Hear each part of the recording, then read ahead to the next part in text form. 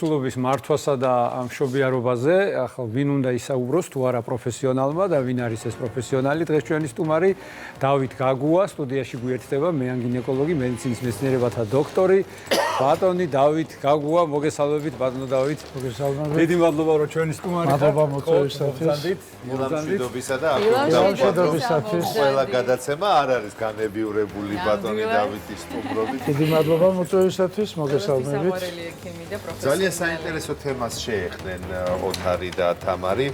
მოდით აი პირველ კითხვას დავსვამ და დანარჩენი უკვე კოლეგებთან თქვენ შეიგიძლიათ შესაძლებელი. იმდენი ისაუბრეს რომ თუ გამიტოვეს რამე სასაუბრო. აი პირველი რომელიც შეიძლება ახლა მაყურებლისთვის ვინც ამ გზას შეუდგა ახლა საინტერესო იყოს.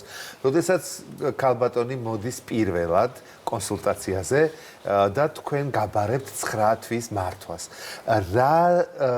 რაზე ესაუბრებით? აი რა არის პირველი რჩევები, რომელსაც აძლევთ? 9 თვე რამდენად არის ხო უკვე თქვენთან რომელი თვიდან მოდიან უკვე ესეც საინტერესოა. ჩვენ მოდიან პირველი როგორც კი ჩათვლის რომ ის დავორსულდა უკვე მოდის, იმიტომ რომ ადრე იყო რომ ცოტა უფრო გვიან მოდიოდნენ, ანუ 3 თვემდე დღეს უკვე გადმოიწია ამ თარიღმა და ამგვარად და ძალიან ადრე მოდიან. შეიძლება ჯერ კიდე ეხოსკოპიროთაც დადგენილიც არ იყოს. გასაგებია. იმიტომ რომ ფიქრობს რომ რამე არ გაეპაროს და ასე შემდეგ. რა თქმა უნდა, პირველ რიგში მას უკეთებთ იმ წახალისებას და იმ მიზნის შესრულებაზე, იმ მოცნებაზე, რომელიც ყველა ქალს აქვს, რომ შვილი გააჩინოს, რომ ეს წარმატებით დამთავრდება, რომ ეს ყველაფერი ფიზიოლოგიურია და რა თქმა უნდა, განცდები და სტრესები ექნება, ბევრი ფიქრები ექნება, მაგრამ ეს ყველაფერი კარგად დამთავრდება და მშვიდობიანა და მისი უსაფრთხოება იქნება უზრუნველყოფილი, აი ამაზე გვაქვს საუბარი. რა ცვლილებებს უნდა ელოდოს ქალი ამ 9 თვის განმავლობაში ეტაპები 9 თვიანი ორსულობის? ნუ საერთოდ ორსულობა იყოფა 3 ტრიმესტრად. პირველი ტრიმესტრი არის უფრო შეცდობა, რომ გაიგებს ის რომ ორსულად არის, შიშები აქვს, სტრესაც იღებს, რომ დეტა როგორ წარიმართება და ასე შემდეგ. გულისრევა დაეწყება, ღებინება და მათ შორის გულდება განწყობილების შეცვლა, ხოლო მეორე ტრიმესტრში უკვე უფრო სტაბილური ხდება მისი ორსულობა, უკვე შფოთვა ნაკლებად აქვს და უკვე სიამოვნებას იღებს ამ თავისი ორსულობით.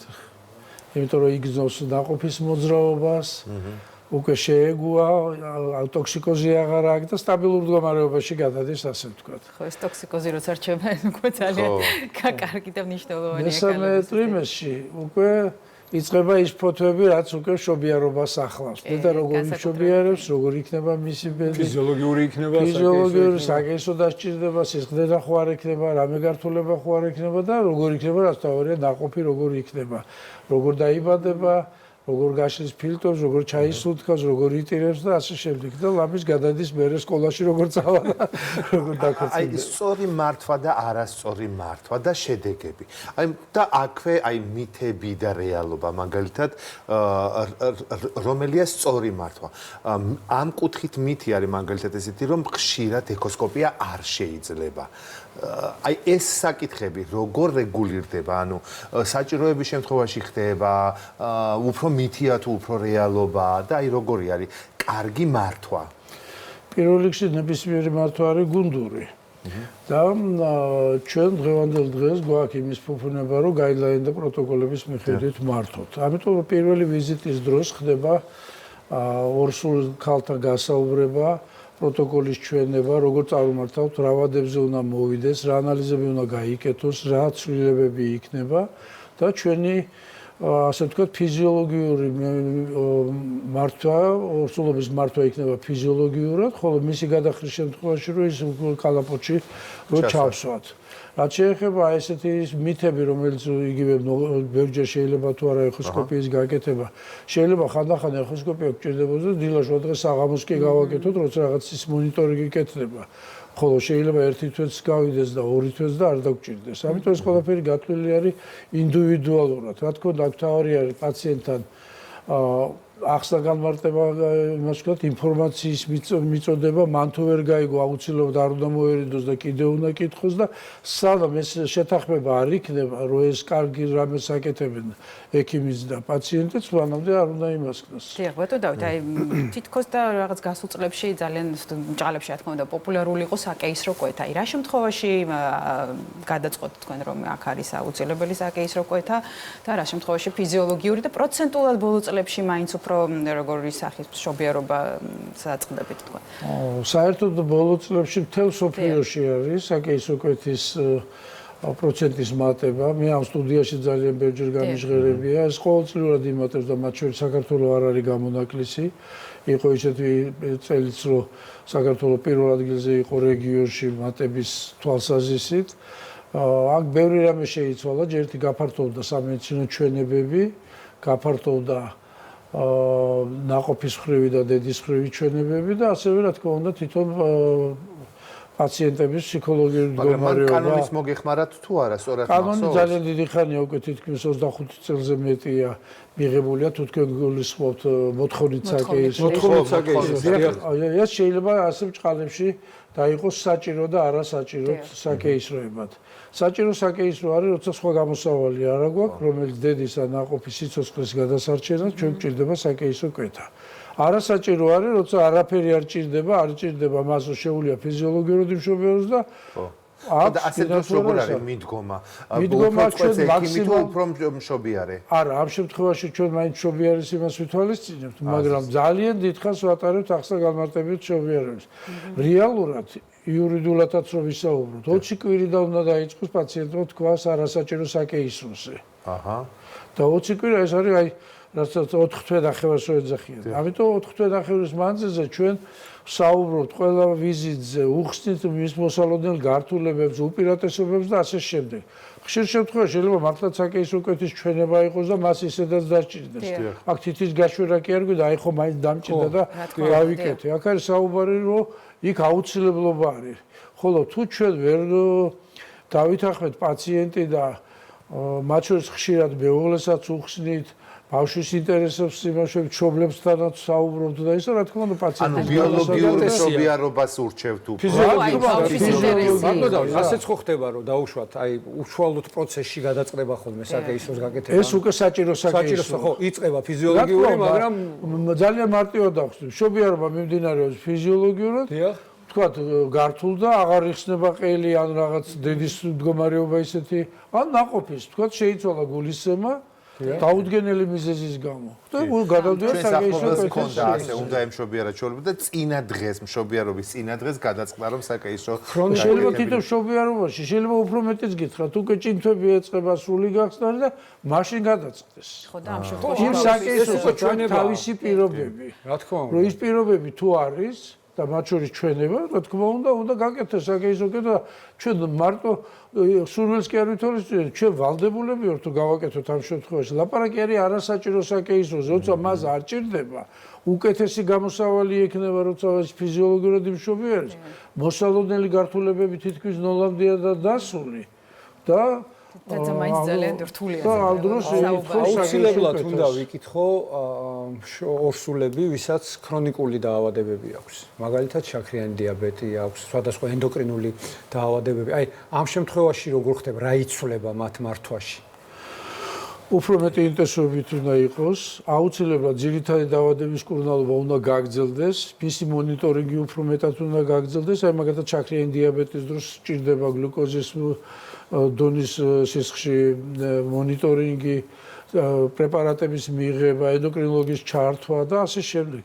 თუმცა ეს პრეპარატები თქვენთან თანხდება, ხო, გინეკოლოგებთან? იცით როგორ არის? შეიძლება პირიქითაც იყოს, ახლა ყველგან გონიათ რომ გინეკოლოგთან უნდა იმასკეს. მე გინეკოლოგები ყველაფრის მწოდნე ექიმები ვერ იქნებიან, ყველაფერს ჩიკები ასე ვთქვათ. ისე რომ მიდის იმ სპეციალისტებს ენდოკრინოლოგმა უნდა გადაწყვეტოს, რა სჭირდება მას ენდოკრინოლოგიური თვალსაზრისით და ორსულობას შესაბამისად უნდა შეუთანხმდეს მიაგინოს. და იგივე კითხვა. და პირიქით უნდა იყოს. აი 40 მე ვკითხავ რა, მაშინ მე ვიქნები ენდოკრინოლოგი. ბატონო დავით 40+ და 50+, იმიტომ რომ გაგვიგია რომ 50+ ქალბატონებიც აჩენენ დღეს ბავშვებს. აი მართვაში რა ცვლილებები ამ შემთხვევაში თუ გულისხმობს რამე განსაკუთრებულ ყურადღებას განვითარებას. რა თქმა უნდა, ნებისმიერი მე რაღაცა ვთქვი, ნებისმიერი ორსულობა განსაკუთრებულ ყურადღებას საჭიროებს.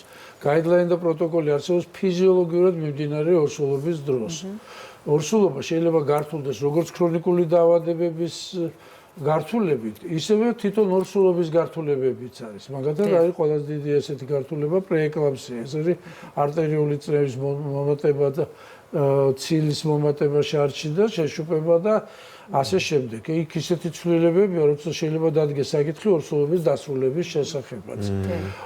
ასევე არსებობს არტერიული ჰიპერტენზია, ხო?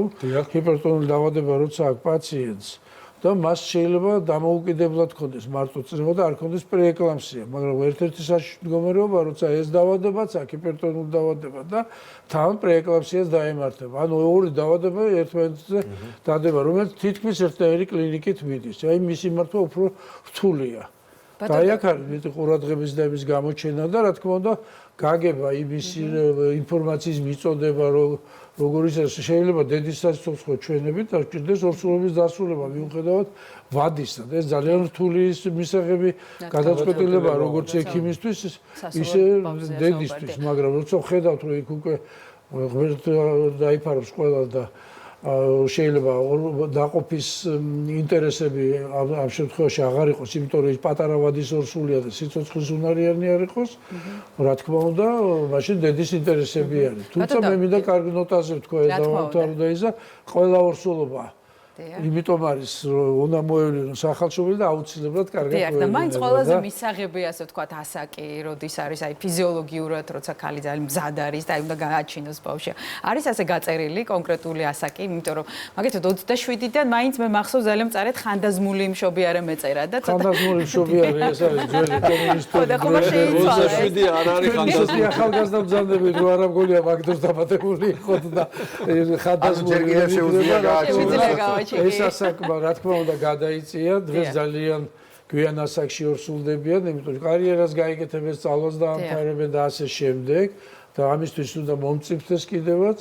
რა თქმა უნდა, ადრე უფრო აი მაინც რომელ ასაკში უჩენთ, რეპროდუქციული ასაკი დაწესებული არის თითო ღმერთის მიერ და ამიტომ შესაძლებელია. რა თქმა უნდა, სანამ ქალი ორსულდება, ეს ყველაზე კარგი პერიოდია. სხვადასხვა მიზეზების გამო რა თქმა უნდა. ანუ ბუნება მიცის და არა, რა თქმა უნდა, თორე შევა მინდა რომ მიცეთ, ანუ ცხოვრების სტილი ორსულის, ანუ მისი კვება, მისი ფიზიკური აქტივობა, ძილის მოწესრიგება, ანუ რა რჩევები გაქვთ აი ამ კუთხით? პირველ რიგში, დავიწყებთ ბოლო იმედან, რომ ძილი მთავარი ის არის კომპონენტი, ამიტომაც 7-9 საათი ყველაზე კარგია და არც მეტი და არც ნაკლები. რა თქმა უნდა, ბევრი უნდა ისეირნოს, სწორი კვებას აქვს ძალიან დიდი მნიშვნელობა და ის მითიც უნდა დავანგრიოთ, რომ ორსულმაქალმა ორჯერ მეტი უნდა ჭამოს, მართალია მან უნდა ჭამოს კალორიულად და კარგად. მაგრამ ჯანსაღი კვება უნდა ქონდეს, სპორტული აქტივობა. ხო, არ არის ბევრი და ასე ვთქვათ დანახრებამდე მიღება საჭმლის, იმიტომ რომ საერთოდ გვიანგებულობს რომ უკვე დანაყრდა და ამიტომაც ის ალბათ ულუფიეს იმაზე უნდა გადავიდეს, რასაც გადაიღეს მეტი აღარ უნდა დაიმატოს და ძალიან რთულია ქართულ სუფრაზე მოხვედრა, როცა 4 სართულად არის ისინი და ყველაფერი უდება ორსულქალს. ამიტომაც გთხოვთ შეიცოდოთ ორსულები, როცა პატიჟებთ ქორწილებში და სუფრაზე.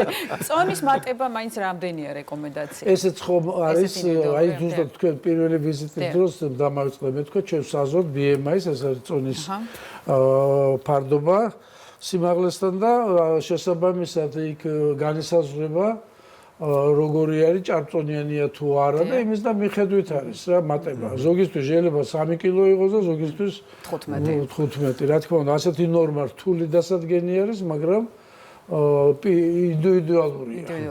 შეცდომები, რომელსაც უშვებენ ორსულები. ან მოდით ასე დავსვათ შეკითხვა, რომელიც არ უნდა დაუშვან. ხო, რთულია ესეც ახლა. არა. კი არის ასეთი შეცდომები, როცა ისინი უგულობელყოფენ ექიმის რჩევას და რეკომენდაციებს, თვითონ ფიქრობენ, ან ვიღაცის რჩევას იღებენ, რომ აი მე ესე მქონდა, ჩემ მეზობელს ესე მქონდა და მოდი ესე გავაკეთო და ხშირად არის ასეთი ისე. აი განსაკუთრებით სოციალურ ქსელებში არის ხოლმე, როდესაც ორსულს აქვს ვირუსი. და რა მედიკამენტი უნდა მიიღოს და რეკომენდაციები ერთმანეთში გასვლა. ეს სწორია თუ არა ეს მიდგომა ასე? იცით როგორ არის? არავითარ შემთხვევაში პრეპარატი არ უნდა მიიღოს ექიმის რჩევის გარეშე. არის უსაფრთხო პრეპარატები და მაგრამ ნებისმიერი პრეპარატის დროს, მიღების დროს ჩვენ უნდა ავირჩიოთ სარგებელ და რისკის ფაქტორით რა. რომელი უფრო ის არის. თუ ადამიანი დაავადებულია და ეს პრეპარატს უნდა იღებდეს, რა თქმა უნდა მიიღოს. მათ შორის გაციება იქნება თუ რომ ეს ნებისმიერი დაავადება ის უნდა მივიდეს თავის ექიმთან, უბრალოდ სპეციალისტთან, რომელიც ამას დაუნიშნავს და დოზასაც შეურჩევს და ასე შემდეგ. თავისით როგორ უნდა მკურნალობდეს სახლში რო ყავს ექიმი, იმათაც არ უნდა. ექიმისთვის რა არის ყველაზე დიდი სირთულე და გამოწვევა? თქვენი ემოცია რო გააგვიზიაროთ და რამდენი ქალი ამშობიარეთ? თუ გახსოვთ, აი დაახლოებით რამდენი გამოთვალეთ ასე შემდეგ და 70,000-ზე მეტი. ვაიმე, 70,000-ზე მეტი სიცოცხლე. რაც შეეხება გამოწვევა, რა თქმა უნდა, ძალიან ბევრი, აქ არის რისკი, როგორც დედის ისე სხვა ექიმებისგან განსხვავებით ჩვენ გვაქვს, რა თქმა უნდა, ასეთი ორმაგი პასუხისგებლობა, თუ ასე ითქვათ, ამის უკან კიდე იმ ადამიანების კარგად ყოფნა და ეს ვინც სახში ელოდება და ვინც თუნდაც კლინიკაში არის, დაწყებული მშობლები და დამთავრებული მეუღლე და ასე შემდეგ. რა თქმა უნდა, პირველ რიგში აქ არის პაციენტის უსაფრთხოება. ამ შემთხვევაში არის ორი პაციენტის უსაფრთხოება. გამოწვევები ძალიან დიდია, იმიტომ რომ მიანობა ეს ესეთი დარგია, როცა წამებში იცვლება მდგომარეობა. როგორც ერთის, ისე მეორის და აქ რა თქმა უნდა, ძალიან ცივი გონები, თავისი გამოცდილებით, გაიდლაინ და პროტოკოლებით, რომელსაც ყოველდღე უნდა კითხულობდეს და რა სავარია პროფესიონალიზმი. დიდი მადლობა. ერთადერთი წამიერი. ძალიან დიდი მადლობა. ჩვენი რუბრიკის სტუმარი იყო მეან გინეკოლოგი, მედიცინის დოქტორი დავით გაგუა.